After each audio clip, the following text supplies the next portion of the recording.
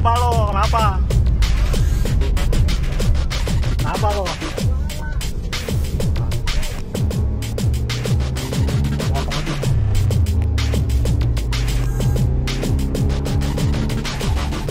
Ini adalah Trend of the Week Januari pertama tahun 2024. Gimana seminggu pertama kamu di tahun baru ini? Masih seru penuh sukacita? Udah ada banyak pertanyaan? Atau udah kembali ke mode B aja? Karena kesal setelah perayaan tahun baru yang tersisa hanya ada sampah di mana-mana?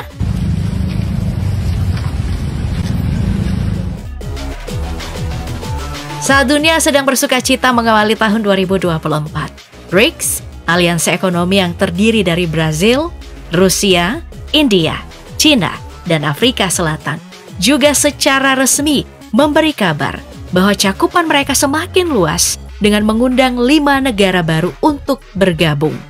5 negara itu adalah Arab Saudi, Uni Emirat Arab, Iran, Mesir, dan Ethiopia. Sedangkan Argentina meski diundang, namun mereka memutuskan untuk menolak karena sedang terjadi pergantian rezim. Apakah ini adalah kabar sukacita bagi kita juga? Soalnya Indonesia katanya diajak gabung juga, tapi masih menimbang-nimbang apa untung dan ruginya kalau gabung sama BRICS. Di Jepang sendiri 1 Januari sore hari ini justru disambut dengan gempa bumi yang dahsyat. Magnitudo 7,5 mengguncang Jepang hingga memicu gelombang tsunami yang berpusat tak jauh dari Noto, prefektur Ishikawa. Tapi karena di sana ada aturan ketat soal pelaksanaan aturan teknik sipil yang mengharuskan semua bangunan didesain tahan gempa. Jadi terbilang aman, cuman goyang-goyang doang.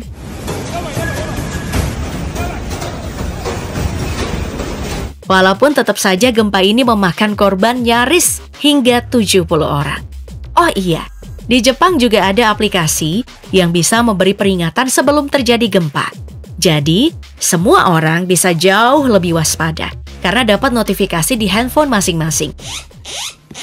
Earthquake. Earthquake. Oh my god, it's big. I gotta go outside.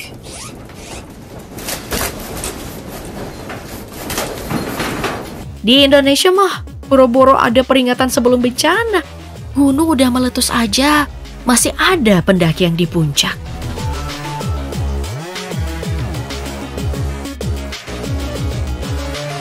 Nah, lanjut. Sekarang kembali aku membagikan serba-serbi dari konflik Israel-Hamas yang udah gak ada habisnya. Beirut, Lebanon menjadi sasaran serangan udara berupa 3 buah rudal dari Israel, menjadi tanda sebuah eskalasi yang mengkhawatirkan. Dalam serangan ini, salah satu pendiri sekaligus petinggi Brigade Al-Qassam Hamas, Saleh Mohammed Sulaiman Al-Arouri, dikabarkan tewas. Selain itu, Damaskus, ibu kota Suriah, juga menjadi target pemboman oleh Israel. Serangan besar-besaran juga dilakukan di Gaza. Pertanyaannya, dengan serangkaian aksi agresif ini, bagaimana mungkin masih ada yang menganggap Israel itu sebagai korban? Mengingat mereka terus melancarkan serangan terhadap negara-negara tetangganya. Di sisi lain, pasukan pertahanan Israel mengklaim mereka telah menemukan simpanan senjata buatan Cina dalam jumlah besar yang digunakan oleh militan Hamas di Gaza.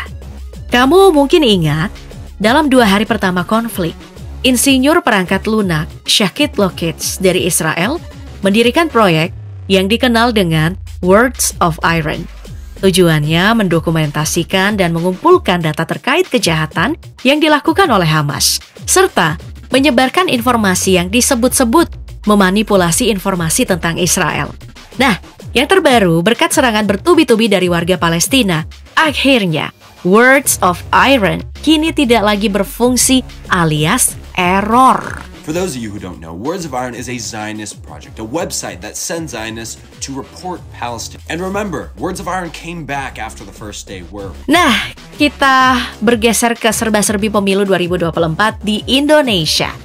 Ada yang disebut-sebut caper dan memelas karena seakan-akan dizolimi setelah mengaku seringkali lokasi kampanyenya dipindahkan. Hal ini terungkap dalam rangkaian kampanye Anies Baswedan di Sumatera Barat acara Desak Anies yang tiba-tiba mengalami perubahan lokasi. Calon presiden nomor urut 1 menyatakan bahwa perubahan ini adalah sesuatu yang lumrah terjadi dalam serangkaian kegiatan kampanyenya. Tapi walaupun caper, kamu tetap trending di live kok, Pak Anies. Lumayan kan? Dapat perhatian dari netizen walaupun disangka jualan kacamata.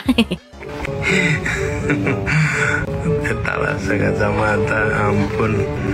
Kasih pertanyaan saya paham dong. Aduh, kasih pertanyaan kita kebingungan nyari di Google pula. Sedangkan Caimin mengaku kecewa atas video Satpol PP Garut yang viral karena terang-terangan mendukung Gibran dan tidak bersikap netral. Menyatakan Indonesia membutuhkan pemimpin muda di masa depan. Mas Gibran, Raka, Bumi Raka. Tapi Muldoko menganggapnya hal wajar dan tidak melanggar kode etik. Emang boleh? Tapi katanya sih mereka udah diskorsing.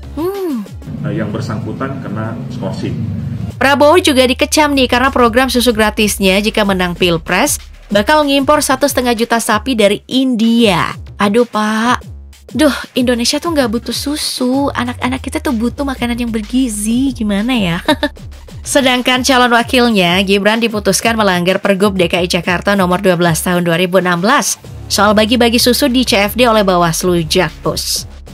Ada juga nih video Ibu Yuli warga Cilincing, Jakarta Utara yang viral setelah memberi pengakuan berbeda soal anggota Babinsa yang minta KTP dan KK miliknya usai Prabowo Subianto belusukan ke daerah tempat dia tinggal. Ambil KTP sama kakak. Buat apa? Enggak tahu, Babinsa yang ambil orang abrik kayak pakaian loreng-loreng. Tapi anehnya, beberapa hari berselang, Yuli justru membantah. Gak heran kalau banyak yang menuduh belusukan Prabowo ini settingan. Dudanya datang sini, Bu Nining sebentar lagi datang ya.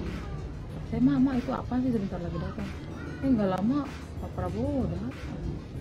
Berarti yang baru dikasih uang anak-anak Kecil doang. berapa? 100 ribu anak-anak kecil, Pak. Anak-anak sini pernah ngegoyok. Gak kalah viral video para pendukung Ganjar Mahfud yang dianggap sangat mengganggu karena sebelum kampanye ya, malah geber-geber motor. Sopankah begitu?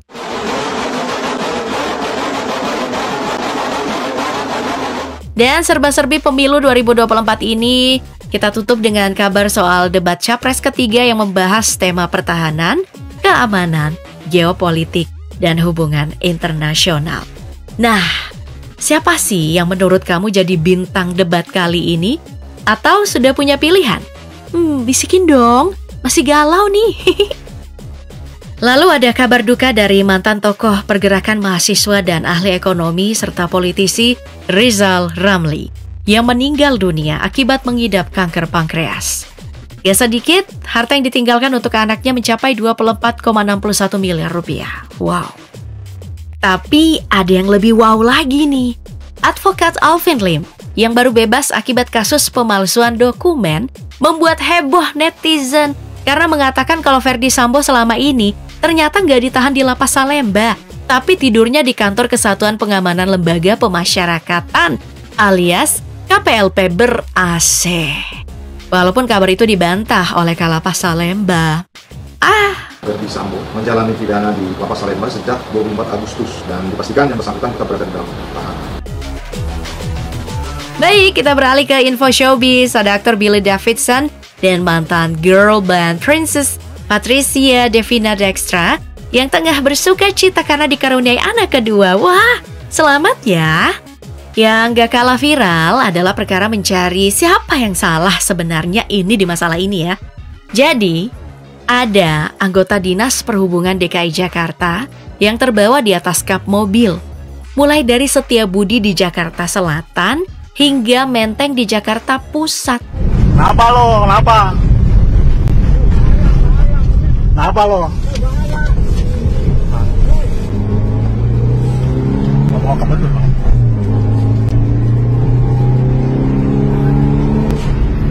Menurut Kadishub DKI Jakarta yang udah menyelesaikan kasus ini, semuanya itu berawal dari kemunculan pengemudi mobil Avanza berwarna merah dengan mengacungkan jari tengah sambil merekam aksi anggota Dishub yang sedang melakukan pengawasan terhadap parkir liar di area Setiabudi.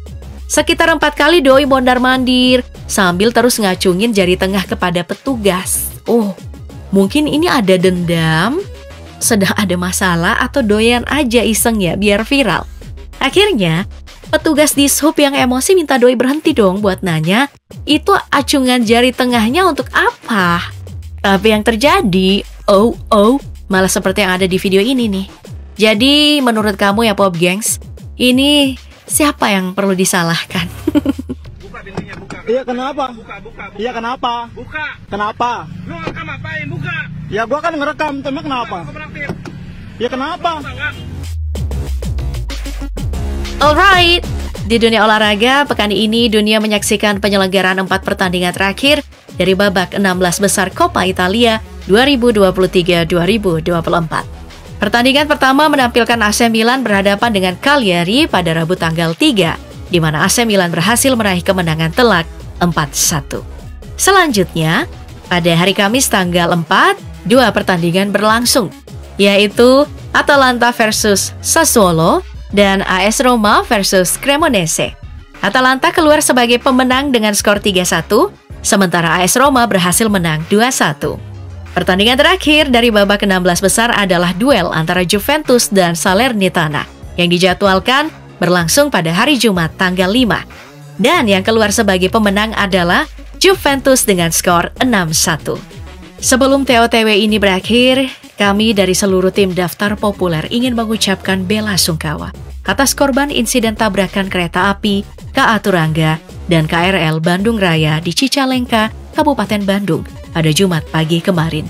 Semoga keluarga yang ditinggalkan diberikan kesabaran dan ketabahan hati dalam menghadapi musibah ini. Amin.